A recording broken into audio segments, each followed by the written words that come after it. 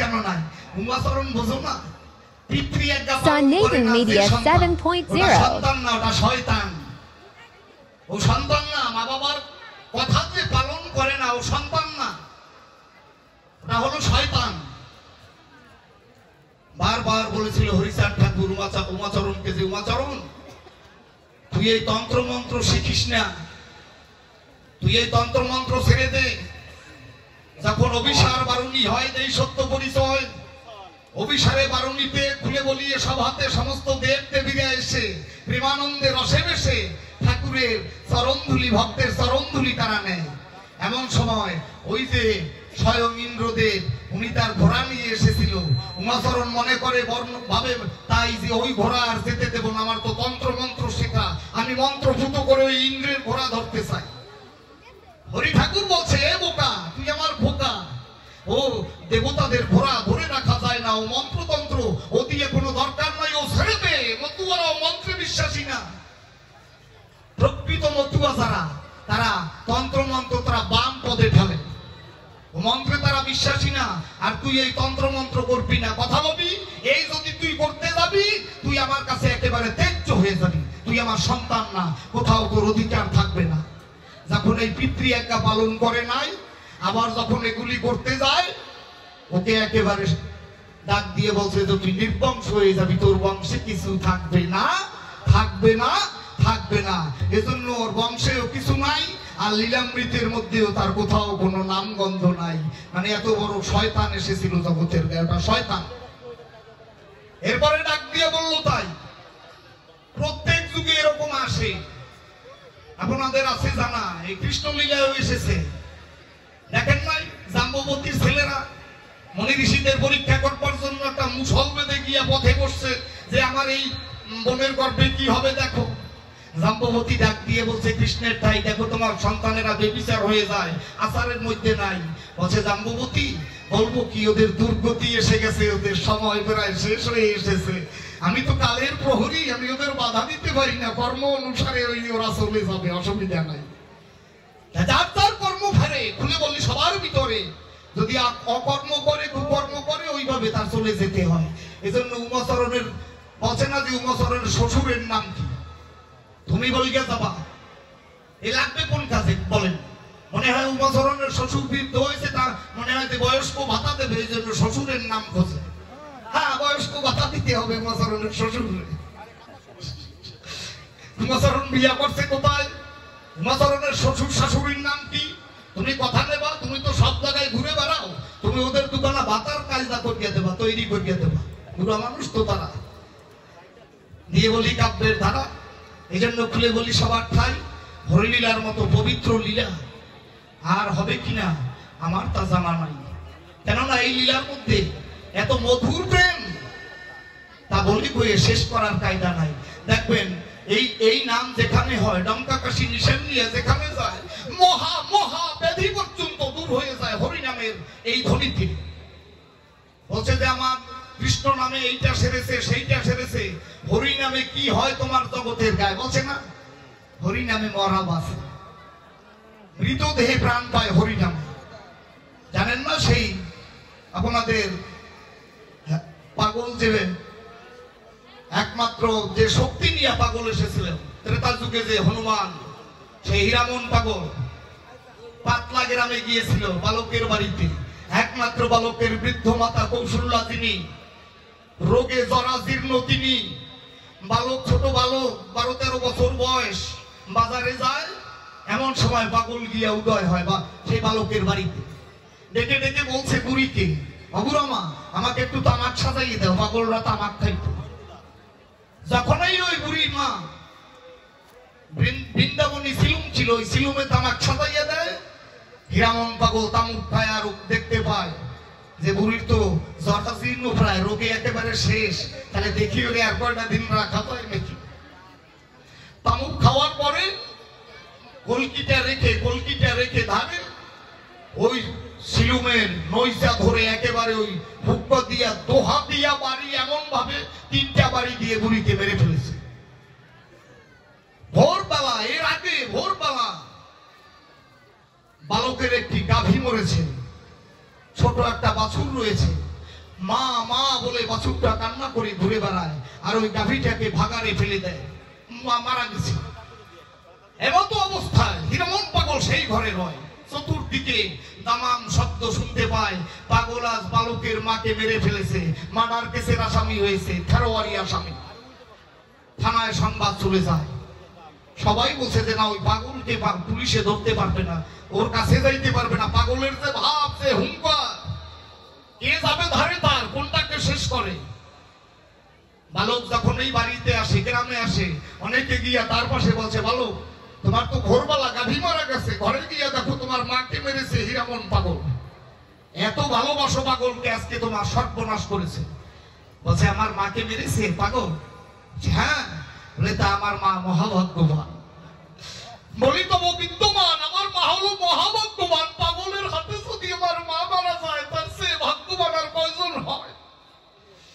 গ্রামীরা মনে মনে ভাবছে তাই এ দিয়ে কাজ হবে না, এ তো আমাদের কথা শুনবে না, তাহলে চলো আমরা চলে যাই। কয়েকজন মাত্র অন্তরঙ্গ ভক্ত যারা গিয়ে দেখে পাগলের ভাবের ধারা এক নিরিখে বসে আছে, চোখ মুদ্রিত করে নাম জপতেছে, ঠাকুরকে ডাকতেছে যে ঠাকুর কি করব আমি। এখন ওই ভক্তরা বলছে পাগল একদিকে ভোরবেলা গাভী মারা গেছে, ওই যে দেখো তোমার বোনটি, ছোট বোন মামা বলে ডাকতেছে, কাঁদতেছে, আর বালকের ঘরে মা মরা, এখন আমরা কি করব? সমাধিতে নিয়ে যাব না কি করব? বলছে যে কথা নেই, আমি একটু কর্ম সেরে আসি, আমি ওই ভাগারে যাই, আর তোরা কথা লবি, বালকের মায়ের কর্মের সংকোধ্বনি শোনাবি, আমি আসতেছি। হীরামন পাগল নিয়ে যখন ওই যেখানে মরা গাভীটি ফেলে আসে, ফুলে বলি সবার পাশে গিয়ে যখন দাঁড়ার পরে মা মা মা বলে ডেকে ডেকে বললো, তারে অমা তোর সদ্য শেষ স্বচ্ছ বাচ্চা, দুগ্ধ পুষ্ট বাচ্চা, একেবারে সাচ্চা। মামা বলে কেঁদে বেড়াই, তুই কি শুনিস না মা? জয় হরিবল গৌর হরিবল বলে গুরুচাঁদ বাবার নাম নিয়ে যখন ওই গাভীতে তিনটি আঘাত দেয়, দেখতে দেখতে মরা গাভী সঙ্গে সঙ্গে হীরামন পাগলকে করে তার চরণের ধুলা গাভী যেন তুলে নেয়।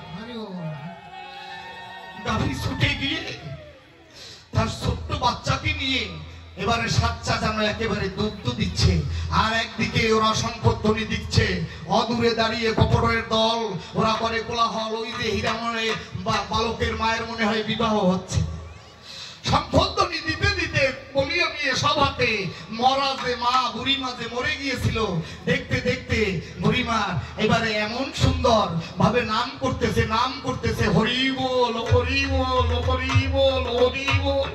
কয়েকজন ভক্ত যারা ঘুরে ঘুরে নামে প্রেমে মাতোয়ারা, ওর মধ্যে বুড়িমা খারা, এবার নাইয়া রোগের যারা জীর্ণ চেহারা, শুদ্ধ চেহারা নিয়ে হরি নামে মাতোয়ারা হয়ে পাগলের চরণে গিয়ে ধুলায় করে গড়াগড়ি। দেখো মরা কয়টা বাসে, কয়টা শুনবা? হরি নামে সব পারে, হরি নামে মরা গাছে ভূত ধরাতে পারে, হরি নামের দিয়া মরা গাছে ভূত ধরাতে পারে। হরি নামের কারণে আপনাদের আছে স্মরণে লক্ষ্মীখালীর গোপাল সাধু চেতনা, তার ভক্ত প্রসন্ন সুতার, তার এই স্ত্রী অলকা মারা যায়, ভেগ কমিতে মারা যায়, এই সত্য পরিচয়।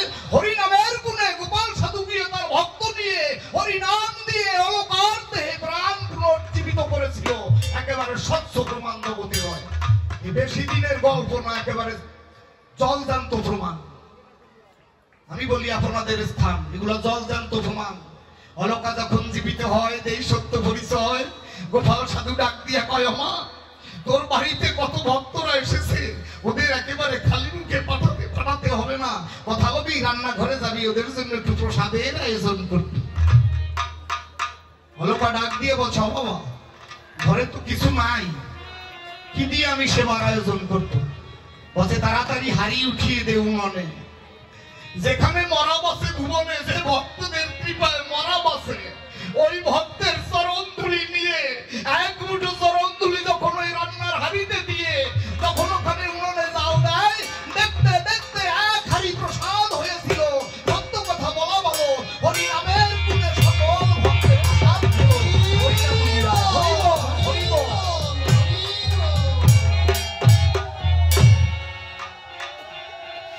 এজন্য হাবি করি বর্ণনা, এই লীলার একজন ভক্ত অবতারের তুলনা হয় না।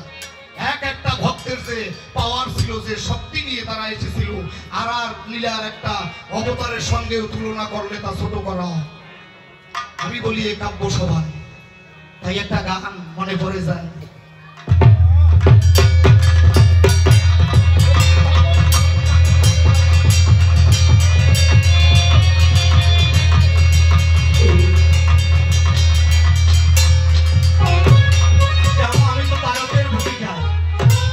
যেহেতু আজকে ভূমিকাটা আমার তারকে, তার মহাসংকীর্তন যে বইখানি লিখেছে, সেই লীলায় সমস্ত গৌরকে ধরে ধরে টেনে টেনে লীলায় সব গান। সখীরে গতির ভজন ভীষণ যাজন হবে না তা মহাসংকীর্তন। কি দুঃখে গৌর হলি বল কানাই, আরো গোসাই লেখা গান কি বাদ দিয়ে লাগছে নাকি? কাউকে আলাদা আছে এর মধ্যে? বলেন কেমন করে আমরা ব্যবধান দেখতে পাই? কি দুঃখে গৌর হলি বল কানাই, ভেবে বল কানাই ওটা শুনতে চাই। ছিল কিসের অভাব বৃন্দাবনে, আমরা মনে ভাবি তাই। কি দুঃখে তুই গৌর হলি একবার বল কানাই। এবারে কি বলেছে? জন্মি যে জন্মে ব্রহ্মকুলে জানো না, এটা শ্রীরামের উক্তি। শ্রীরাম বিচ্ছেদ পরবর্তী এই গানের উত্তর দিয়েছে, শ্রীরাম আমি জন্মি যে জন্মে ব্রহ্মকুলে তুমি তা জানো না। আমি আচরিব গোপ ধর্ম ওই ব্রহ্মত্ব পদ রাখবো না। জন্মি যে জন্মে ব্রহ্মকুলে জানো না, শ্রীরাম জানো না।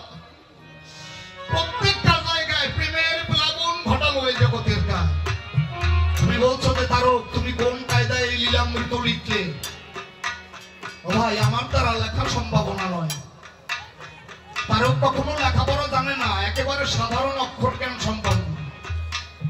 ঠাকুরের দয়ায় তিনি কৃপা করেন, তাই তার ভক্তদের কৃপায়, তাদের করুণায় গোলক মহানন্দ, গোলক পাগল, বড় পাগল যিনি দশরথ, মৃত্যুঞ্জয়, এই তিন মহারথী গিয়ে তারককে কয়, কথা লবি হরির লীলামৃত তুই লিখে দিবি। তারক করলো বর্ণনা, আমার দ্বারা হবে না, আমি তো অক্ষর জ্ঞান সম্পন্ন না, আমি কেমন করে লিখবো?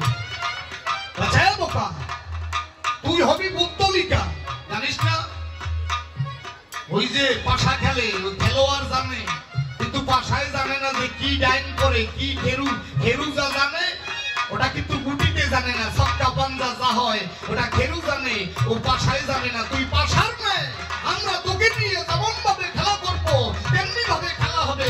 তুই কথা দে লিখে দিবি কিনা। বলো মৃত্যুঞ্জয়, দশরথ তিন মহারথী আশীর্বাদ করলো, ডাক দিয়া বলল, নীল সরস্বতী থাকবে তোর মসিতে লেখনীতে, আর এই শ্বেত সরস্বতী থাকবে তোর জিহ্বাগ্রে। হরি ঠাকুরের কৃপা হলে পরে তোর দ্বারা সম্ভব হবে, ছাড়া হবে না। আমি করলাম বর্ণনা, আমি তা পারবো না। গভীর রজনীতে গোলক পাগল গিয়ে নর হরি রূপ ধরে, নরসিংহ রূপ ধরে পক্ষের পরে দাঁড়িয়ে বলেছে, আমার ঠাকুরের লীলা লিখে দিবি কিনা, নইলে তোকে নখাগারে দ্বিখণ্ডিত করে ফেলবো। তখন স্বীকার করলো যে তোমরা যদি লেখাও তাই হবে, আমি পারবো।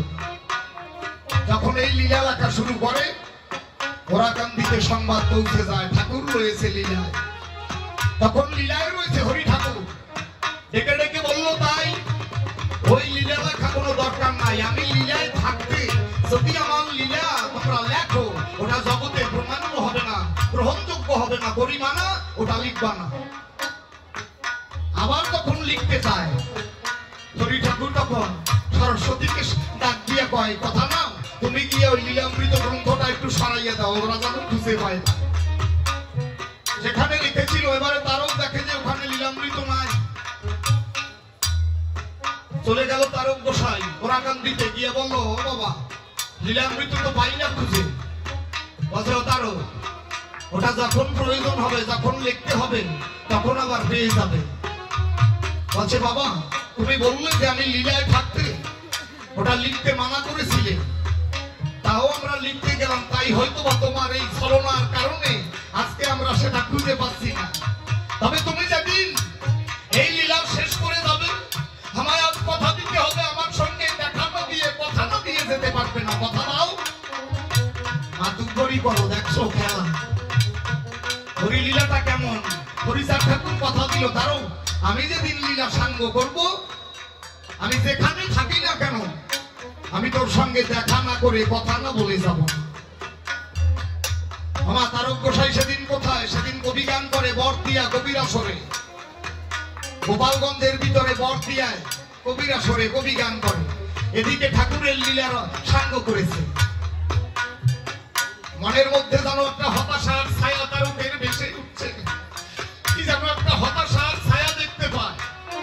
ছোট একজন বালকের ন্যায় কবির আসরের কানাই গিয়া ডাক দিয়ে কয়, সরকার মশাই কথা বলবেন, মধুমতি নদীর তীরে কে জানো আপনার জন্য রয়েছে দাঁড়িয়ে বিচারে, আপনি আসর সেরে তার সঙ্গে একটু দেখা করবেন। যার দেখা সেই করতে ছোট বালকের রূপ ধরে হরি ঠাকুর চলে গেল। 12টা দিয়ে যখন যায়, তারক সঙ্গে সঙ্গে আসরখানা শান্ত করে বিপক্ষের সরকারের ধারে আসর ছেড়ে চলে গেল ধীরে ধীরে একা নদীর তীরের দিকে যায়। অদূরে দেখতে পায় শ্রী হরিচাঁদ ঠাকুর দাঁড়িয়ে রয়েছে। তারক দেখে যে নদীর চরে আমার শ্রীহরি দাঁড়িয়ে রয়েছে, হাত প্রসারিত করে ঝাপসা চোখে চাঁদ তারকের নয়ন জল অবিকল আরো গড়িয়ে গড়িয়ে আর দেখতে পারছে না, চোখের নয়ন তারা বয়ে বয়ে যেন একেবারে বালু যেন ভিজে যাচ্ছে।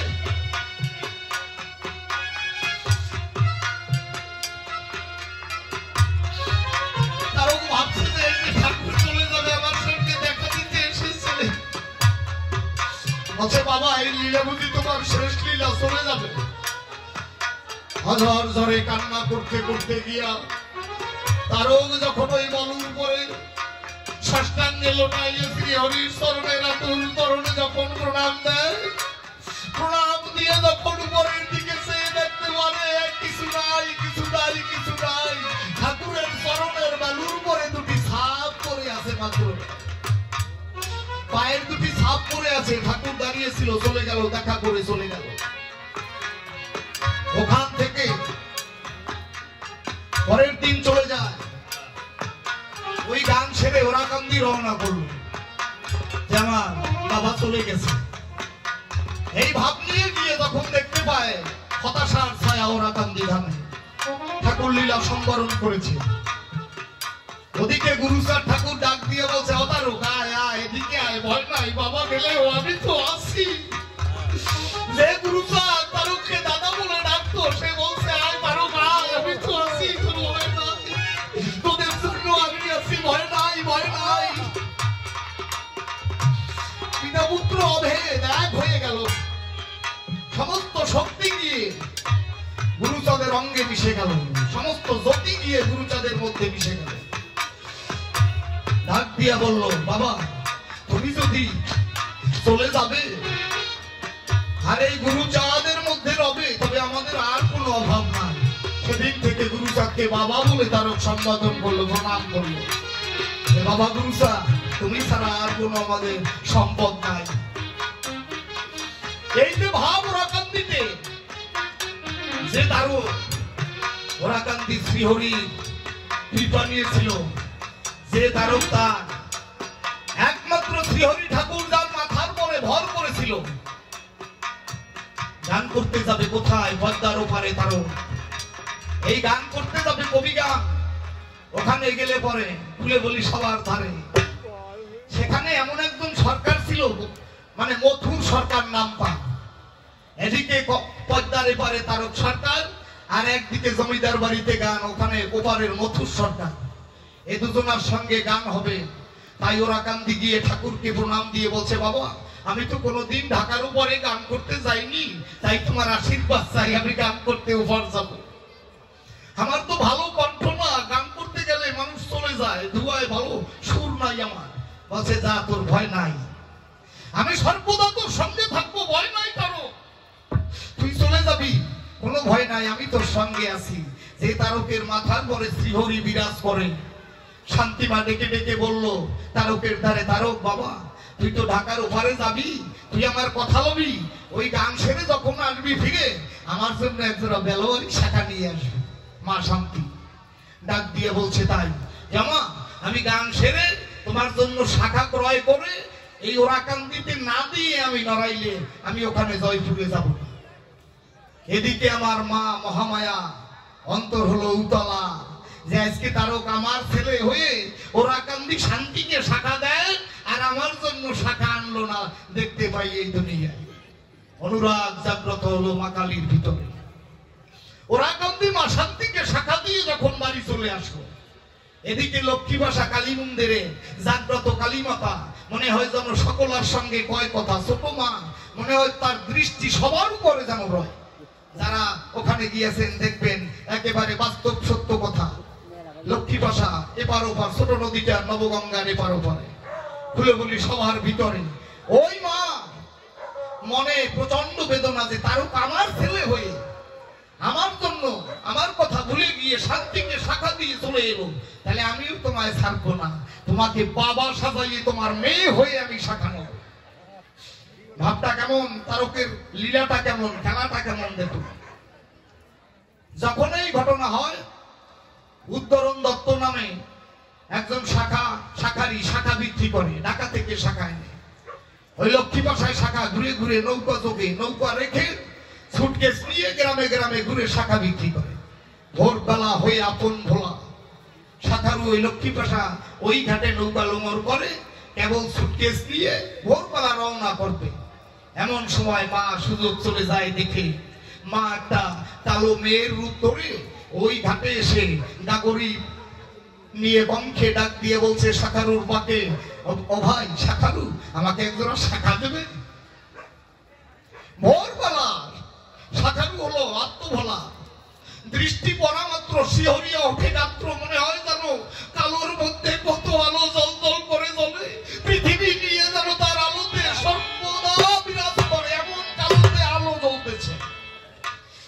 জীবনে এত মাকে দেখলাম কিন্তু এরকম কালো মা তো দেখি নাই। শাখারু ভাবে তাই যে ভোরবেলা আমি কেমন করে বাকিতে শাখা দেব, আমি যদি এই ভোরে বাকিতে দেই এই বাকিতে সারাদিন আমার বাকিতে ভরে যাবে। বলছে আমা ভোরবেলা তো আমি বাকি দিতে পারবো না, কিছু পয়সা আমাকে দাও। বলছে বাকি দিতে হবে না, আমাকে একজন বেলোয়ারি শাখা দাও। এই শাখা দিলে বলে খুলে বলি তোমার ভাবে এই নবগঙ্গা নদীর উপরে জয়পুর গ্রামে আমার বাবার বাড়ি। সত্য কথা প্রকাশ করি, তারক আমার বাবা হয় যার কন্যা আমি। তুমি গিয়া বাবার কাছে বললে পরে যে টাকা হবে বিচারে তোমাকে দিয়ে দেবে, বাবা তোমায় ফিরাবে না। এবারে উদ্ধরণ দত্ত শাখারু একজোড়া বেলোয়ারি শাখা দেয়, শাখা পরাই দেয়। যখনই স্পর্শ করলো মায়ের হাত, অকস্মাৎ যেন তার অঙ্গে একটা ঝাঁকি মারল।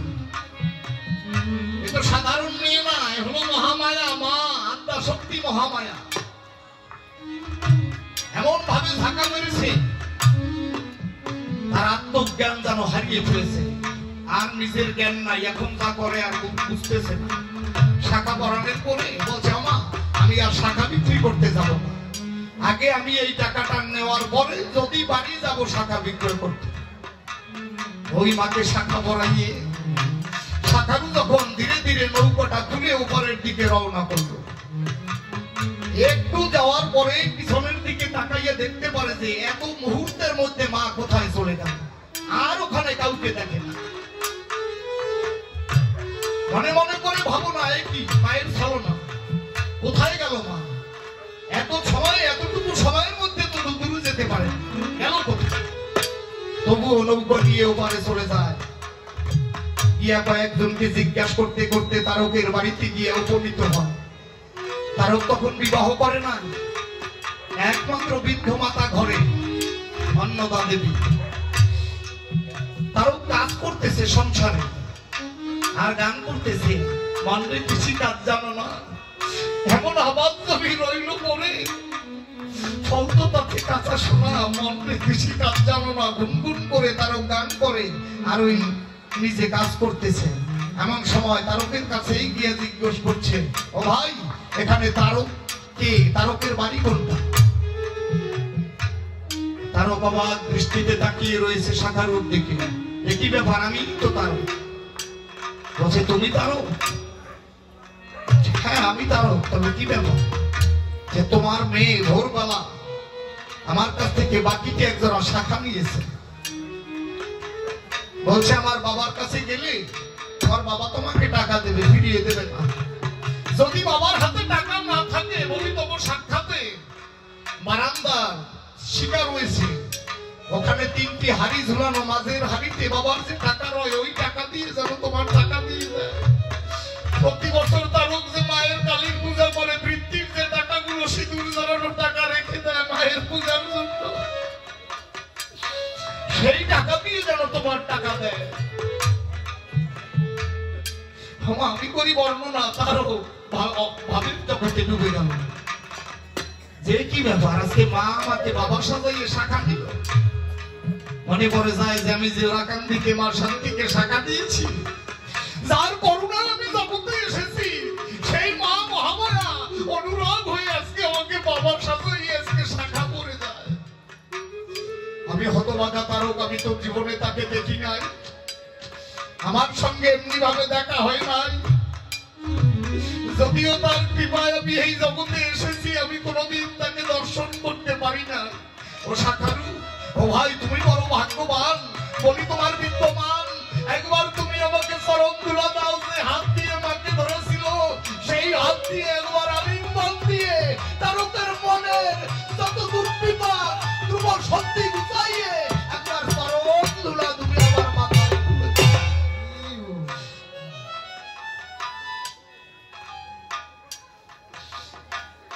দুজনে ওখানে ট্রেনের প্লাবনে ভেসে যায়।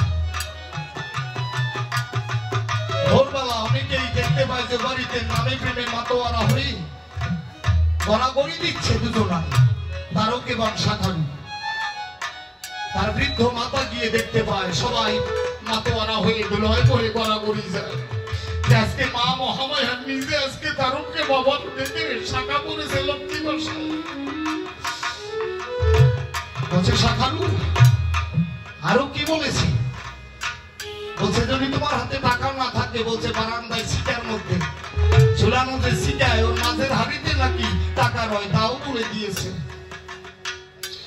তারকের আর বুঝতে বাকি রইল না যে আমার সেই কালো মা, আমার সেই কালো মেয়েটা আর কেউ না, কালো মেয়েটাই আজকে আমাকে বাবা সাজালো।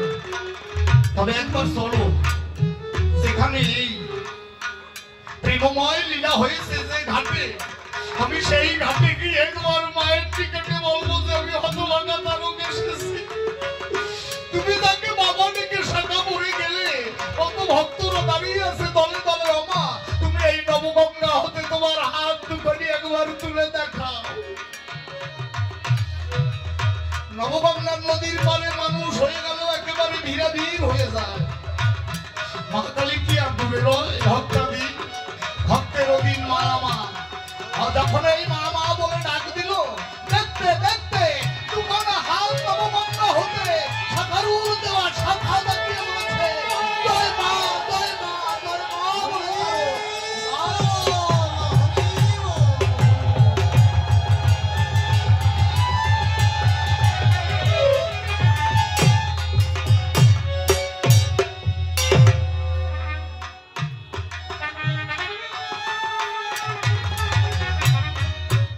যে লীলায় সমস্ত দেব দেবীরা পর্যন্ত এসে হরিভক্তের কাছে এসে হরিভক্তের চরণ ধুলা নিতে চায়, যে লীলা একটা হরিভক্তের কাছে এসে গঙ্গা মা পর্যন্ত তার চরণ ধুলা পাওয়ার জন্য ধরে দেয়,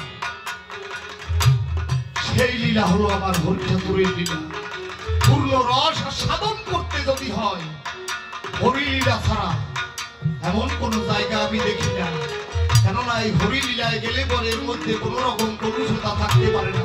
যদি সে মতুয়া হয়, যদি সে আমার ঠাকুরের আজ্ঞা পালনকারী হয়, 12টা কমান দিয়েছে, যে আজ্ঞাগুলি দিয়েছে সদা সত্য কথা কহিবে, মাতা পিতাকে ভক্তি করবে, ঠাকুরের বাণী যদি আমরা মানি তবেই তো সে হতে পারবে মতুয়া জ্ঞানী গুণী। পর স্ত্রীকে মাতৃজ্ঞান করবে, প্রত্যহ হরিনাম করবে। বলে নাই যে আমি হরিচাঁদ আমার নাম করবা, আমার নাম করবা না, হরিনাম করবা। হাতে কাজ মুখে নাম, যাবে হরিনাম, হরিমন্দির প্রতিষ্ঠা করবা, পবিত্র চরিত্র ব্যক্তির প্রতি জাতি ভেদ করবে না। এই যে কমান্ড, এই যে আজ্ঞা, এই আজ্ঞা যদি না মানে 10 ধারা মালা দিয়াও মতুয়া মতুয়া মনে করলে মতুয়ার মও হতে পারবে না। সত্যবাদী জিতেন্দ্রীয় হবে যেই, না থাকুক ক্রিয়া কর্ম হরি তুল্য সেই। আমার ঠাকুর বলেছে ওসব কিছু করা লাগবে না। অঙ্গ ধৌত, বস্ত্র ধৌত, জপ মালা, বাদ্যঙ্গ সাধু সাজ, সব খোলা খেলা, যতদিনে লাগু দিবে চিত্তের অন্ধকার, ততদিনে ডুবাডুবি সংসার সার। ওতে কাজ হবে না, আগে তোমার মনের ময়লা মুছে ফেলো। তাই আমি বলি আপনাদের ঠাই, তার যে প্রশ্নগুলি এক এক করে জবাব দিয়ে গেলাম যে হরি নামে সব হয়।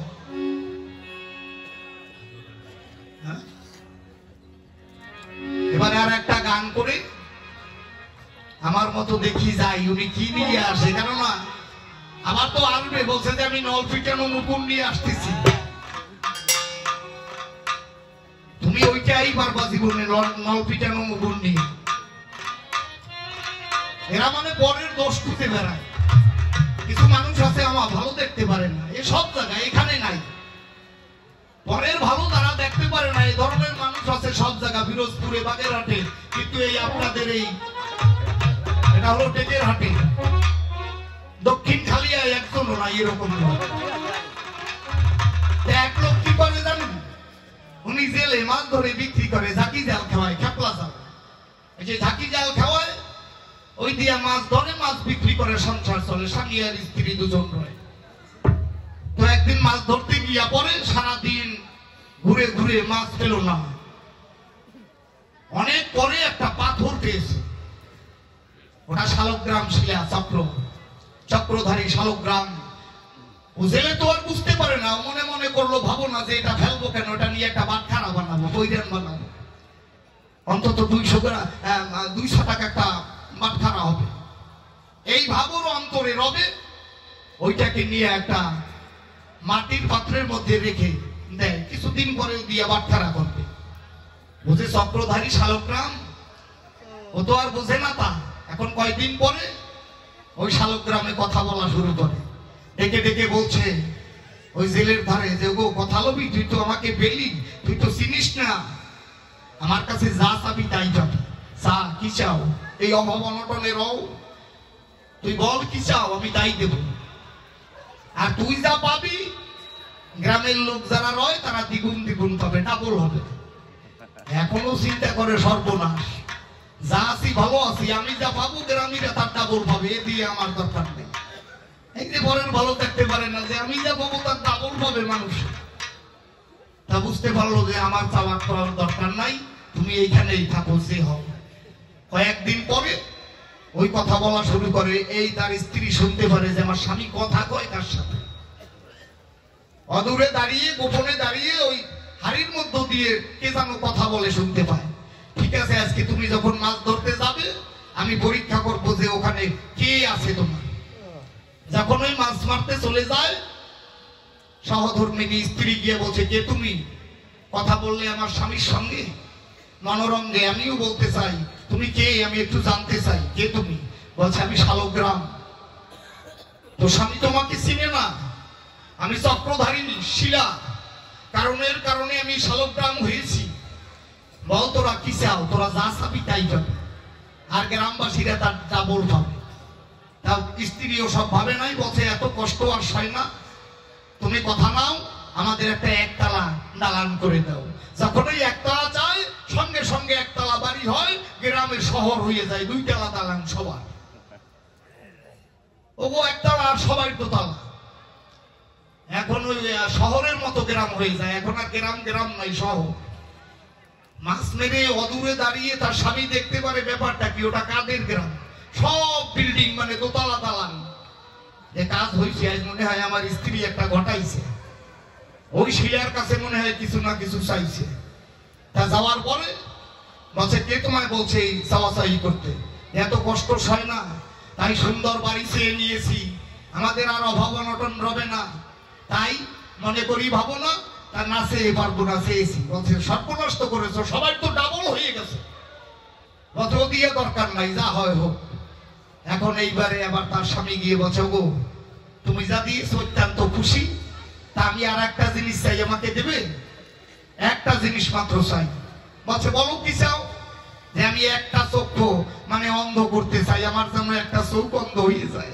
একটা চোখ ওর যদি অন্ধ হয়, গ্রামীদের সবার দুই চোখ অন্ধ হয়ে যাবে, ওর যা খুশিটা করে বেড়াবে, কেউ তো আর দেখবে না।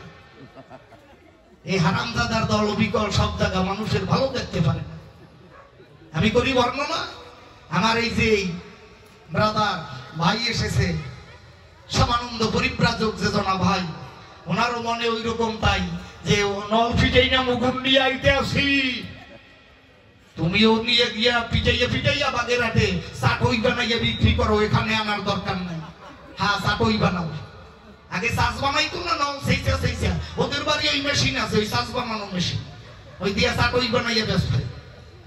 তা মনে করি ভাবো না ওদিকে আর যাবো না, আর একটা গান করে প্রথমবারে যাই, সেরে দেখি ভালো যদি কিছু আনতে পারে, তার উপর থেকে আমি সারা রাত যদি থাকেন হরিলীলায় আলোচনা হবে, অসুবিধা নাই।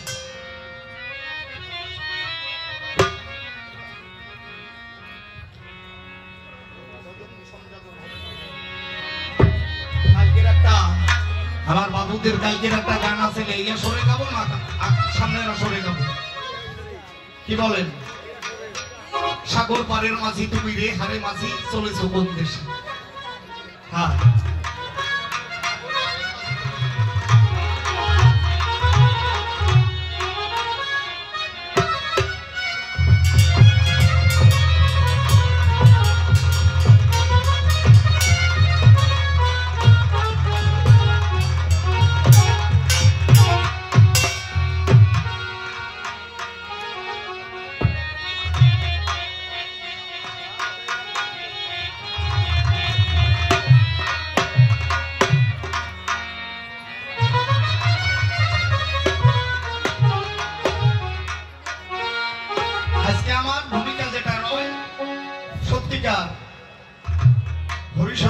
মহাসংকীর্তন এদিকেই সারসা।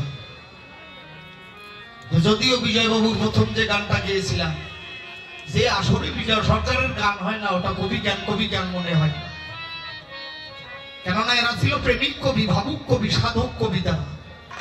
তাদের গানের যে ধারা আর আমাদের সাধারণ মানুষের এখন যে সরকারদের ধারা, এই আকাশ পাতাল ব্যবধান।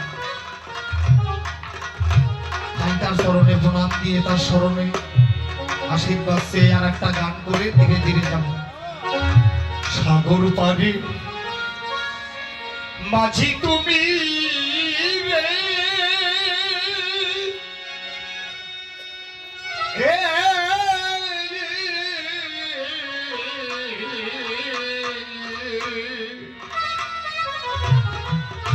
হারে মাঝি চলে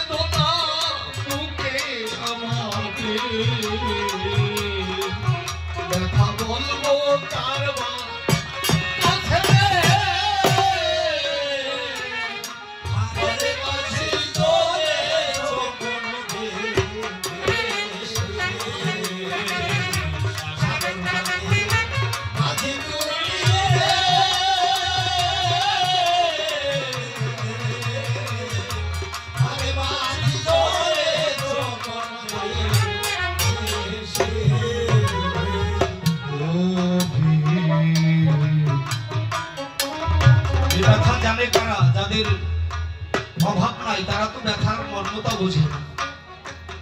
যারা জগতে কিছু হারিয়েছে সে জানে হারানোর বেদনা। ভরা নদী যখন কানায় কানায়, নদী যখন ভরা থাকে সে শূন্যতার অভাব বুঝে না। কানায় কানায় ভরা, ও তো অভাব বুঝে না। তাই তো সাধক গিয়ে উঠলো, ভরা নদী বনের জোয়ারে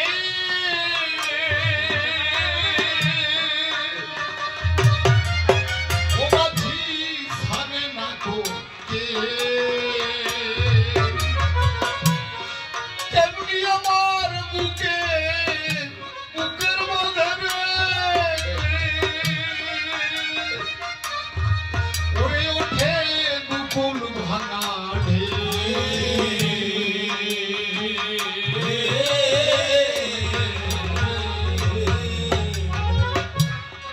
ওরে আমার বুকের ব্যথা বোঝে না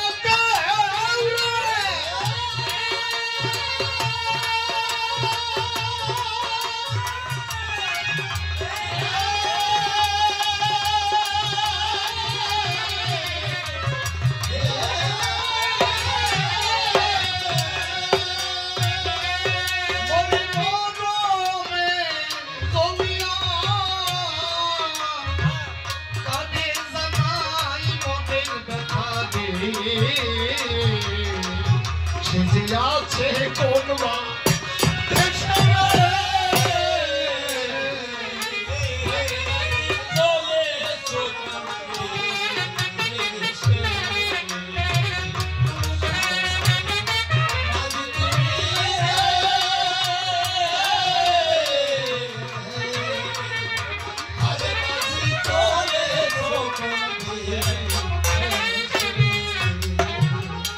সকলে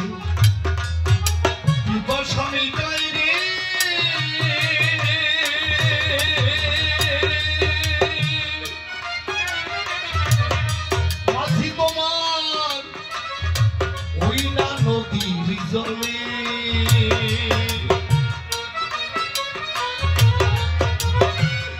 কি পিপাসা নিয়ে সেই নদীরে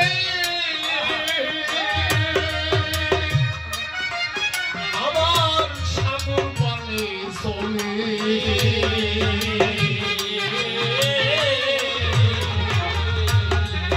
সবাই নিয়ে নদীর জলে আমরা পিপাসা মিটাই। ওই নদীর বুকেও যে কি পিপাসা প্রমাণ নয়। ভাটিতে দক্ষিণ দিকে সাগরের দিকে ধায়,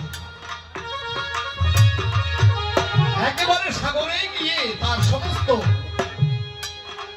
জল যেন বেকুলিত হয়ে সাগরের মধ্যে লীন হয়ে যায়, সাগরের মধ্যে মহামিলন হয়ে যায়। তাই তো সবাই পিপাসা মিটায়, কিন্তু নদীর বুকের যে পিপাসা, ভক্তের মনের যে পিপাসা, এটা তো যার যার ইষ্টের কাছে ছাড়া অন্য কাছে পাওয়া যায় না। যে হরি ভক্ত সে হরি ভক্ত চলে যায় ওরা কান্দি, যে গৌর ভক্ত সে চলে যায় নদিয়ায় গৌরকে বাবার আশা, যে কৃষ্ণ ভক্ত সে চলে যায় বৃন্দাবনে খোঁজার জন্য। সবাই রয়েছে এবার হরির সদনে। এক হরির মধ্যে হীরামন পাগল রামরূপ দর্শন করেছে। মৃত্যুঞ্জয় গোসাইয়ের বাড়িতে পশ্চিম ভিতে হরিচাঁদ ঠাকুর বসে আছে, মৃত্যুঞ্জয় পূজা করছে। এমন সময় হীরামন পাগল এবং আরো কয়েকজন কিষাণ নিয়ে মাঠে যাওয়ার জন্য তার বাড়ি দিয়া করেছে গমন। পিছনে ছিল হীরামন। যখনই মা পশ্চিম দিকে তার চোখ চলে যায়, দেখতে পায় হরি ঠাকুর বসে আছে। সবাই চলে গেল, ও ওখানে দাঁড়িয়ে রইল, যে ব্যাপারটা কি, হরি ঠাকুর এসেছে এখানে। ধীরে ধীরে যখন ওই বাড়ির মধ্যে যায়, কখনো কাছে যাবে আবার ভাবে যে না আমি যাব না। যে হীরামন প্রত্যেক যুগে যুগে প্রভুর সঙ্গে ছিল, যার নামের মধ্যে রাম নারায়ণ যুক্ত ছিল, আদি হি অন্তে ন রাম নারায়ণ, সত্য যুগে দাপর যুগে, ত্রেতা যুগে, সব যুগে তিনি ছিলেন। ত্রেতায় ছিলেন রামরূপ অঙ্গে, এরপরে মহাপ্রভুর সঙ্গে শচীসূতর সঙ্গে দাপরে, এরপরে তুলসীদাস, ষষ্ঠে হীরামন, আদি হি অন্তে ন, যিনি রাম নারায়ণ। মনে মনে ভাবে তাই আমার রাম প্রভুকে যদি এর মধ্যে পাই বড় আনন্দ পেতাম। যখন এই অন্তর্যামী হরি ঠাকুর জানতে পেল হীরামন আজকে আমার এই রাম রূপ দেখতে চায়, ঠাকুর তখন ওই ভিতে বসে রাম রূপে দেখা দিল হীরামনকে। হীরামন সঙ্গে সঙ্গে প্রমাণ নয় জানো, সেই ত্রেতা যুগের ভাব মনে পড়েছে। হনুমানের যে স্বভাব, মাঝে মাঝে লম্ফ দম্ভ শুরু করেছে যে আমার রাম এসেছে, প্রভু এসেছে জগতের গায়ে। মাঝে মাঝে সামনে যায়, আবার মাঝে মাঝে পিছনের দিকে সরে যায়। জয় রাম জয় রাম জয় রাম বলে হীরামন হুঙ্কার দিচ্ছে যে আমার রাম। এই করতে করতে যখন নিকটে যায়, ঝাঁপ দিয়ে পড়তে যায়, হরি ঠাকুর ডাক দিয়ে কয় মৃত্যুঞ্জয় অমৃত্যুঞ্জয়, হীরামনকে ধরো, যে পড়ে যায়, ওকে ধর, ওকে ধর, পড়ে যায়। সমস্ত রূপ দেখালো হরি আমার। কালামের ধানিবাসী কমলদাস বৈদেহী বৃন্দাবনে রওনা করেছিল। হরিচাঁদ ঠাকুর সেদিন হাল যজ্ঞ করতে মাঠের মধ্যে দাঁড়িয়ে আছে, একটা পাচনি নিয়ে হাতে, একেবারে আড়াআড়ি পথ ধরে কমলদাস চলছে। মনে করলো ভাবনা, ঠাকুরকে যখন সামনে পাই একটা প্রণাম না দিয়ে যাব না। যখন ওই বৃন্দাবনে গেলে আর ফিরে নাও আসতে পারে, তা ঠাকুরকে একটা প্রণাম দিয়ে চলে যায়। ওই শিলা ধরে ধরে যখন যায়, ঠাকুর তো অন্তর্যামী, তাকে ভগবান বলা হয়, যে অন্তরের কথা জানে। কে কি বলে এই ভাব যে জানতে পারে, আগে জানতে পারে। যখন ওখানে গিয়ে কমলদাস বৈদেহী যখন প্রণাম দেয়, উপরের দিকে তাকাইয়া প্রণাম দেওয়ার পরেই তাকাইয়ে দেখতে পায় ত্রিভঙ্গ ভঙ্গি বাঁকা বাঁশরি হাতে দাঁড়িয়ে রয়েছে আলের পরে। কমলদাস বলছে যে আমি যে বৃন্দাবনে যাকে পাওয়ার জন্য যাবো, সেই সিকি বাঁকা দাঁড়িয়ে, হে মুরারি বংশীধারী, তোমাকে যদি লক্ষ্য করি আমি কেন কিসের জন্য বৃন্দাবনে যাব? আমি আর বৃন্দাবনে যাব না। তোমাকে যদি সেই ব্রজের রাখাল, সেই যে ব্রজের দুলাল যদি তোমাকে পাই, আর আমার যাওয়ার ইচ্ছা নাই। তখন দেখবেন একটা স্তব, সামন অত বড় নবীন কিশোর, তুমি তো ব্রজের হরি, কি রূপ দেখালে আমাকে ভুলালে ওহে ত্রিপুরারি। এই যে গমনের স্তব, অনেক কয়েকটা লাইন তখন স্তব পাঠ করেছে। তুমি যদি সেই মুরারি হবে, ভঙ্গি বাঁকা হবে, কিসের জন্য আমি বৃন্দাবনে যাব না? আমি আর যাব না। যার পিপাসা, তার যদি ওই এক জায়গায় মিলে যায়, মিটে যায়, তাহলে সাগরের মধ্যে যেমন নদী গিয়ে তার পিপাসা মেটাতে চায়, ভক্ত যদি তার আরাধ্য হতে পায়, তবেই তো তার মনের আশা পূরণ হয়ে যায়। এই তো ডেকে ডেকে বললো, সকলে পিপাসা মিটায় রে নদী, এই না নদী জলে, পিপাসা নিয়ে নদী রে সাগর পানে চলে।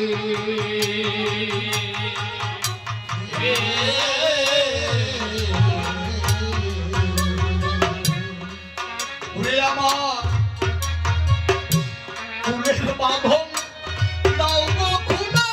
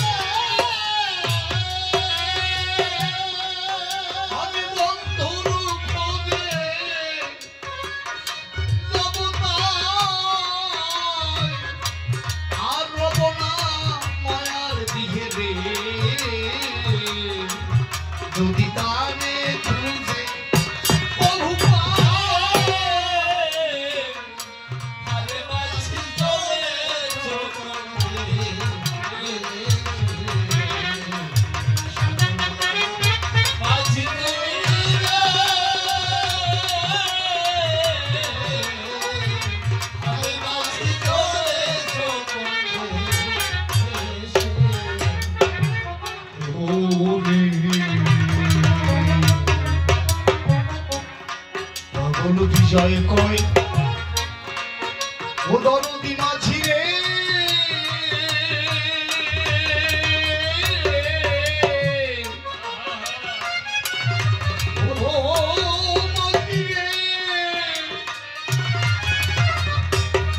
তুমি বিশ্বের মরম জানা প্রিয় ইশারায় ডেকে দাও সবরে উড়াইয়ে রঙিন উত্তরীয়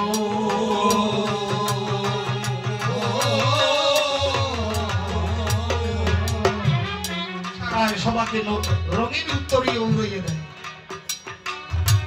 কুচকুচে সাদা কালা চুল ছিল এই যে মাথায় ধীরে ধীরে পৌগণ্ড দেখা দিলে সাদা হয়ে যাচ্ছে ইশারা দিচ্ছে যে আর বেশি দিন থাকতে পারবে না তৈরি হয়ে নাও তাড়াতাড়ি গুছিয়ে নাও এগুলি ইশারা চোখের দৃষ্টিশক্তির ধারা ধীরে ধীরে কমে যায় আর এক জোড়া চশমা ব্যবহার করা হয় অন্য আর এক চোখ দাঁড় করা লাগে পায়ের বল অবিকল থাকে না চরণ এবারে আর একটা চরণ স্মরণ করে লাঠিতে ভর করে চলতে হবে এই যে ইশারা আর বেশি দিন থাকতে পারবে না তাড়াতাড়ি তৈরি হও সকলকে ইশারা দিচ্ছে তাই তো ভাবুক কবি ডেকে ডেকে বললেন জয় কয় দরদি মাঝি রে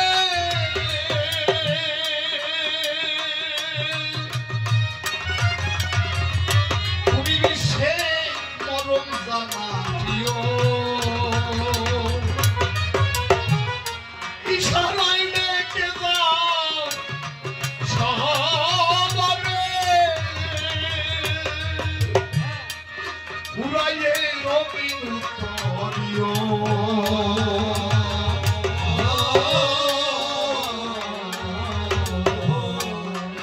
আমায় তোমার নৌকায় তুলে নিও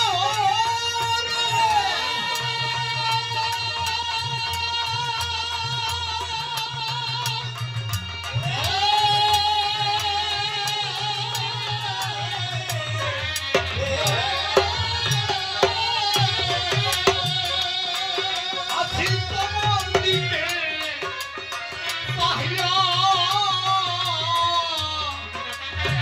তুমি বিনে এই সংসারে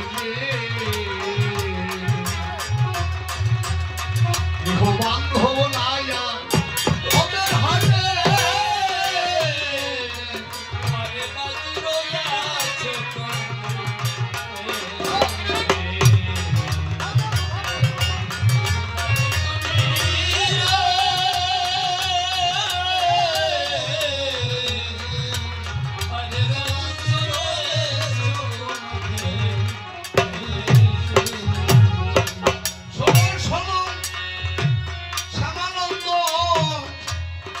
বলি তব ঠাই হরিলীলায় যে প্রশ্ন আমি তাই জবাব সারলাম তাই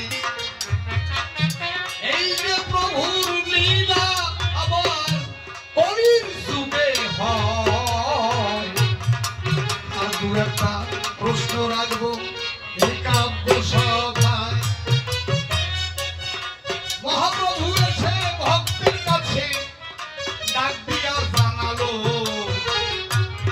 তোমরা মাছের ঝোল খাবে নারীর কোল থাকবে হরিবোল বলবে ভালো এই জগতের জীব তারা মানল না ভাই এরপর এতে সিদ্ধান্ত ঘুরালে কেন তাই জানিতে চাই প্রথম বললো খাবে না মাছের ঝোল থাকবা না রমণীর কোল মুখে বলবা হরিবোল কেউ তো স্বীকার করে নিল না যে মাছের ঝোল খাবো না মানে স্ত্রীর কাছে থাকবো না ওই নাম আমরা করবো না হ্যাঁ তারপর বললো আবার খাও মাছের ঝোল নারীর কোলে থেকে তোমরা বলবে মুখে হরিবোল এই সিদ্ধান্ত কেন দিলে এর মূলে কি রয় সুন্দর ভাবে বুঝাইয়া যাবে যে ধর্ম সভায় মহাপ্রভু তো দিতে পারে নাই ধরি দিল ধারার পরে নাবে প্রেমী কেন দেখো মা তো আরা করে তুমি থাকতে নাম থাকতে যদি মিটাইয়ের মাথা কাটে ওই নামের মধ্যে কি অহংকার ছিল বলবে সবার নিকটে মুখে নাম থাকতে যদি অসুরের আঘাতে কাটে মাথা সেই জন্য তারও দাঁড়িয়ে দেখি মনে লাগে আমার ব্যথা ওই নিতাইয়ের কোন পাপ ছিল তাই দাম নিতে চাই অসুরের আঘাতে কাঁধার করে কপাল থেকে রক্ত যায় সুন্দরভাবে এই যে লীলা করলে প্রথমবারে আদর্শ ওর মধ্যে কি ছিল বলবে সবার পরে আর একটা প্রশ্ন দেখি তাহার রয়ে বটে যায় সময় বেশি হলো তাই বড় পরের বার জবাব দেব তাই লয়ে নিজ নারী ব্রহ্মচারী কেমনে সত্য মিত্র রয় এটার জবাব পরে দেব একটু ধৈর্য ধরবেন সবাই গৌরলীলার যে কথায় আমি জিজ্ঞাসিয়া যাই সুন্দরভাবে ধরে ধরে জবাব দেবে হে গোসাই যাক তবে প্রথমবারে বেশি যে বলবো না অল্পে অল্পে এখানে করবো কাব্য আলোচনা অল্পে অল্পে এ ভাব ছেড়ে দেখি বটে নয় কোন ভাবে এসে কোন কথায় বসে ভালো জায়গায় লয় প্রথমবারে আমি তারে বলবো না তো বেশি বেশি বলে কেন আমি হতে যাব খুশি সেই তো আমায় দেখি বেশি বলে নাই এর জন্য বেশি বলার মতে ইচ্ছা নাই এরপরেতে এসে আবার কোন কথা কয় কোন ভাবে ভাবতত্ত্ব উঠাইয়া লয় এইভাবে থেকে থেকে করতে হবে গান অন্য ভিন্ন কথায় আমি বলতে যাবো কেন দেখি এসে পরে কোন দিকে যায় সেই দিকের ভাব দ্বারাই হবে দয় নয় তার তবে বেশি বলে নাই প্রয়োজন এইখানে ভাব দ্বারা করি সমাধান এই দিকে মাতৃজাতি যারা রয় সবার তরফে দত্তবাদ নয় আপনারাও আশীর্বাদ করে যাবেন না তবেই তো হবে আমাদের কবিতা আর যত ভক্তবৃন্দ দেখিবারে পাই সবার চরণে আমার ভক্তি জানাই এইখানে অল্পে অল্পে আমি আমার ভাব সাঙ্গ করে জয় জয় হরিচাঁদ গুরুচাঁদ প্রেমানন্দে আমার হরি হরি বলুন সর্বজনে ভক্তবৃন্দ প্রেমানন্দে হরি হরি বলুন সর্বজনে